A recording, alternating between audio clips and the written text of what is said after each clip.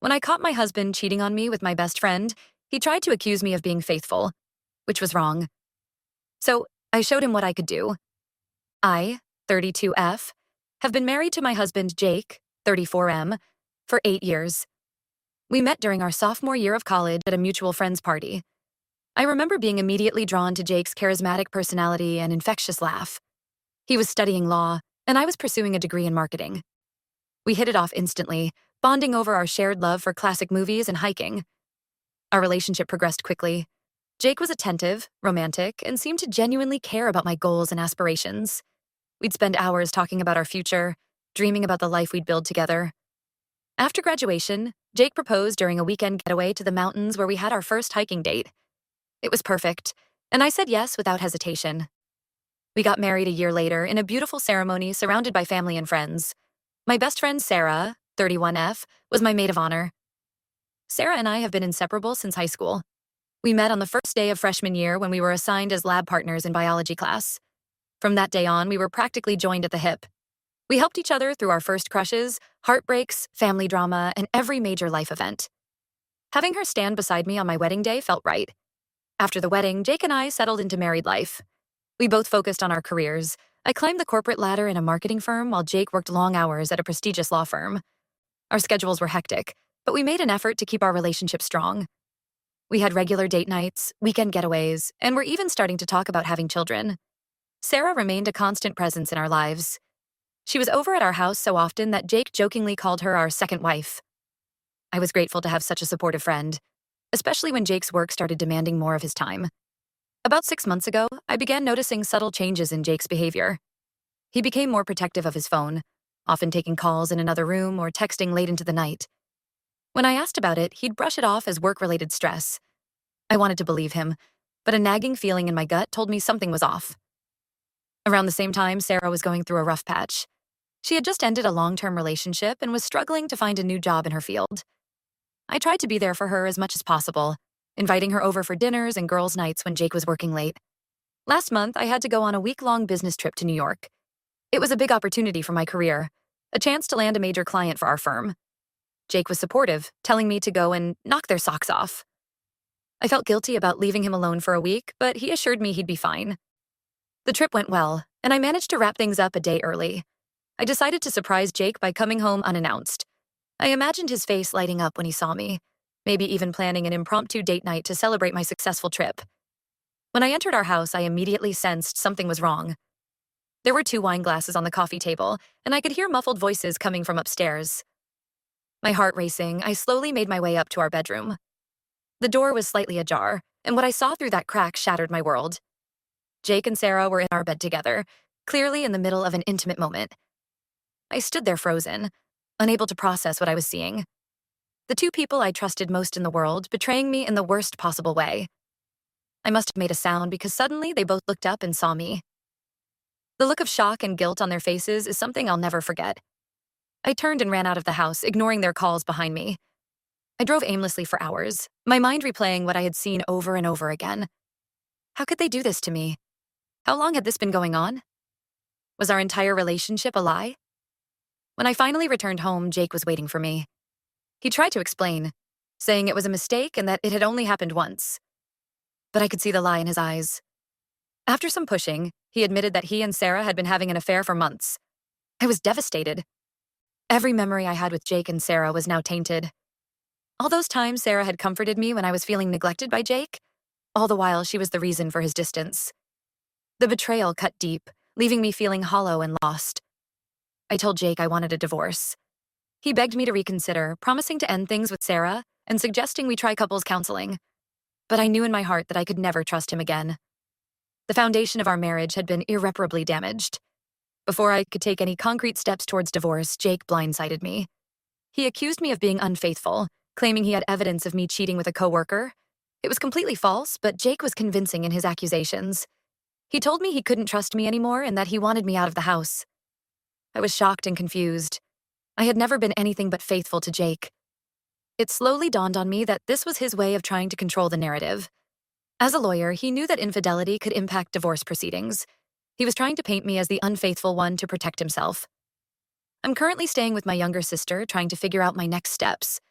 I know I need to file for divorce, but I'm scared. Jake is a skilled lawyer with connections in the legal world. I'm worried he'll use his knowledge and resources to manipulate the situation in his favor. I've started gathering evidence of Jake's infidelity, text messages I found on our shared iPad, credit card statements showing hotel stays on nights he claimed to be working late, anything I can use to prove his affair. I'm determined to fight for what's rightfully mine. The past few weeks have been a roller coaster of emotions. One moment I'm angry, wanting to fight back against Jake's lies. The next, I'm overwhelmed with sadness, mourning the loss of the life I thought I had. I've lost my husband and my best friend in one fell swoop, and I'm struggling to make sense of it all. I feel like my entire life has been a lie. The man I thought I'd grow old with and the friend I believed would always have my back have both betrayed me in the worst way possible. I'm questioning every memory, every moment of happiness, wondering if it was all just a facade. Part of me wonders if I'm overreacting. Maybe I should try to forgive Jake and work things out. But then I remember the look on his face when I caught him, the ease with which he lied to me afterward, and I know I can never trust him again. I'm scared of starting over at 32. Jake and I had our whole future planned out. The house we'd buy, the kids we'd have, the places we'd travel. Now all of that is gone and I'm left trying to reimagine my life without him. The loneliness is the hardest part. I've lost the two people I would normally turn to in a crisis. I find myself reaching for my phone to call Sarah when something happens, only to remember that she's no longer my friend. It's like grieving two losses at once. I know logically that I deserve better than a cheating husband and a backstabbing best friend, but emotionally I'm a mess. I'm second-guessing every decision, wondering if I'm doing the right thing by pursuing a divorce. Am I the asshole for wanting to file for divorce and fight for what's mine? Should I try to forgive Jake and work it out? I don't think I can ever trust him again, but I'm terrified of facing the future alone. Any advice or support would be greatly appreciated. I feel lost and could use some outside perspective on this whole mess. Update 1. It's been 3 months since my last post, and I wanted to give an update on my situation. First, I want to thank everyone for their kind words and advice. Your support has been a lifeline during this difficult time. After much consideration, I decided to go ahead with the divorce. I hired a reputable lawyer who specializes in high-conflict divorces. It was expensive, but given Jake's legal background and attempts to manipulate the situation, I knew I needed someone who could match his tactics. The past few months have been a whirlwind of legal proceedings, emotional upheavals, and personal growth. Jake, as I feared, didn't make things easy.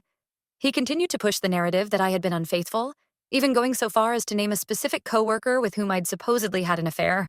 It was completely fabricated, but Jake was convincing in his accusations. What shocked me the most was that Sarah backed up his story. My former best friend, the person who had been by my side for over a decade, was now actively trying to destroy my reputation to save her own skin. It was a betrayal that cut deeper than I thought possible. My lawyer advised me to stay calm and let the evidence speak for itself.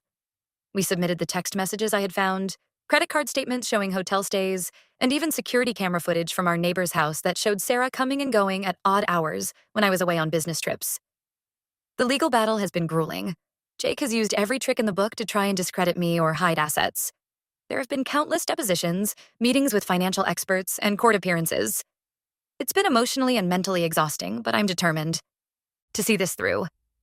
Through all of this, I've learned some hard truths about my marriage. Looking back, there were red flags I had ignored. Jake had always been controlling with money, insisting on separate accounts and making me account for every penny I spent. I realized now that he had been preparing for this possibility for years. I also discovered that Sarah wasn't the first. There had been other women throughout our marriage. Some were one-night stands, others were longer affairs. Each revelation felt like a fresh betrayal, forcing me to question every moment of our 8 years together. My family has been my rock through all of this. My sister has let me stay with her, providing a safe haven when everything else feels uncertain. My parents have been helping with legal fees and offering emotional support. I don't know what I would have done without their unwavering support. I've also started therapy to deal with the emotional fallout of all this. It's helping me process my feelings and start to rebuild my self-esteem. I realize now how much of myself I had lost in my marriage to Jake. I had become so focused on being the perfect wife that I lost sight of my own needs and desires. Work has been a welcome distraction. I threw myself into my job, using it as an escape from the chaos of my personal life. It paid off. I got a promotion last month, which couldn't have come at a better time given the mounting legal fees. My coworkers have been understanding and supportive, especially after Jake tried to drag one of them into his false narrative. As for Sarah, I haven't spoken to her since that day I caught them together. She's tried to reach out a few times, leaving tearful voicemails and sending long emails full of apologies and explanations. I'm not ready to hear her excuses. The trust we built over years of friendship has been shattered, and I'm not sure it can ever be repaired. The divorce proceedings are still ongoing. Jake is fighting tooth and nail to keep everything. He's trying to argue that his successful career entitles him to a larger share of our assets, conveniently forgetting how my support allowed him to focus on his career while I balanced work and managing our household. But my lawyer is confident that we have a strong case. It's just a matter of time and perseverance. We've uncovered evidence of Jake hiding assets, which has strengthened our position considerably. I'm taking it one day at a time. Some days are better than others. There are still moments when I miss the life I thought I had, the future I had planned. The idea of starting over in my 30s is daunting, but I'm slowly starting to see it as an opportunity rather than a setback. I'm rediscovering parts of myself that I had neglected during my marriage. I've started painting again, a hobby I had given up when Jake complained about the mess and the time it took away from him. I'm reconnecting with old friends who had drifted away during my marriage, rebuilding a support network that doesn't revolve around Jake or Sarah. The road ahead is still long and uncertain, but I'm feeling stronger every day. I'm no longer the broken, betrayed woman I was 3 months ago. I'm fighting for myself, for the life and future I deserve. It's not the future I had planned, but I'm starting to believe it might be even better. Thank you again for all your support. It means more than you know. I'll update again when the divorce is finalized. Wish me luck. Update 2. It's been another 6 months since my last update, and I'm finally able to say that the divorce is finalized. The journey to get here has been long and arduous, but I'm proud to say that I've come out the other side stronger and wiser. The turning point in our legal battle came when we discovered hidden accounts Jake had been using to funnel money away from our marital assets. My lawyer was able to trace these accounts and prove that Jake had been planning this deception for years. This discovery shifted the entire case in my favor, exposing Jake's attempts to manipulate the divorce proceedings. The judge was not impressed with Jake's underhanded tactics or his false accusations against me. In the end, I was awarded half of everything, including the house and Jake's retirement accounts. It felt like vindication after months of fighting against his lies and manipulations. The day the divorce was finalized was a mix of emotions. While I felt relieved that it was over, it also felt like the final nail in the coffin of my marriage. 8 years of my life, gone. But as I sat in the courtroom, listening to the judge make her final ruling, I realized that I was closing a chapter of my life that had become toxic and opening the door to new possibilities. In the weeks since the divorce was finalized, I've been focused on rebuilding my life. I've moved into a new apartment in a different part of the city. It's smaller than the house Jake and I shared, but it's all mine. I'm slowly making it feel like home, filling it with things that make me happy and reflect who I am now, not who I was trying to be in my marriage. It's the first time in my adult life that I've lived alone, and while it was scary at first, I'm starting to enjoy my independence.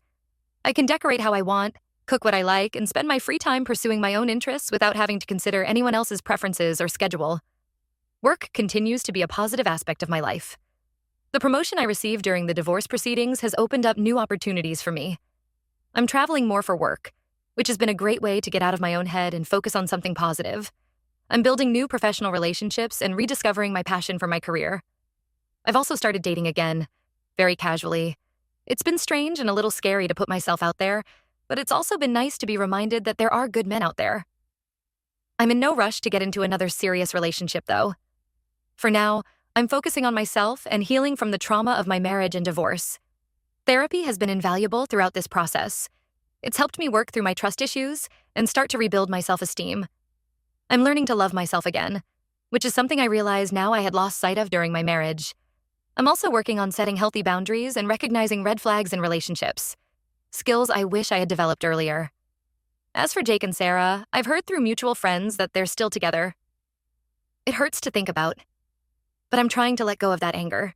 It's not serving me anymore. I've realized that their actions say more about them than they do about me. I deserve better, and I'm no longer willing to let their betrayal define me or my future. Looking back on this whole experience, I can see how much I've grown. While I wouldn't wish this pain on anyone, I'm proud of how I've handled it. I stood up for myself, fought for what was rightfully mine, and came out stronger on the other side. I've learned valuable lessons about self-worth, the importance of maintaining my own identity in a relationship, and the power of perseverance. I've also learned who my true friends are, the ones who stood by me during this difficult time and supported me unconditionally. To anyone going through something similar, know that it does get better. It's not easy, and there will be days when you want to give up, but you're stronger than you know. Surround yourself with people who support you. Get professional help if you need it, and never be afraid to stand up for yourself. I'm still healing, still processing everything that's happened. There are days when the pain and anger resurface, but they're becoming less frequent. I'm learning to be kind to myself, to allow myself to feel whatever emotions come up without judgment. As for me, I'm looking forward to this new chapter in my life. For the first time in a long time, I'm excited about the future and all the possibilities it holds. I'm rediscovering old passions and exploring new ones. I'm rebuilding relationships with friends and family that had been neglected during my marriage. I'm also considering a career change, possibly going back to school to pursue a long-held dream of mine. It's scary to think about starting over in that way, but also exhilarating. I feel like I have a blank canvas in front of me, and I get to choose how to fill it. This experience has taught me that I'm resilient, capable, and worthy of love and respect. While the journey has been difficult, I'm grateful for the lessons I've learned and the strength I've discovered within myself. I'm no longer the woman who was betrayed by her husband and best friend. I'm a survivor, a fighter, and I'm excited to see what the future holds. To those who supported me through this ordeal, thank you. Your kindness and encouragement have meant more than you know. And to those who might be facing similar challenges, remember that you're not alone. There's light at the end of the tunnel, even if you can't see it right now. As I close this chapter of my life, I'm filled with hope. Hope for new adventures, new relationships, and a life lived on my own terms. It's not the path I expected to be on at 33, but I'm embracing it with open arms. Thank you all for being a part of this journey with me. Your support and advice have been invaluable. Here's to new beginnings and the strength we find in overcoming life's challenges.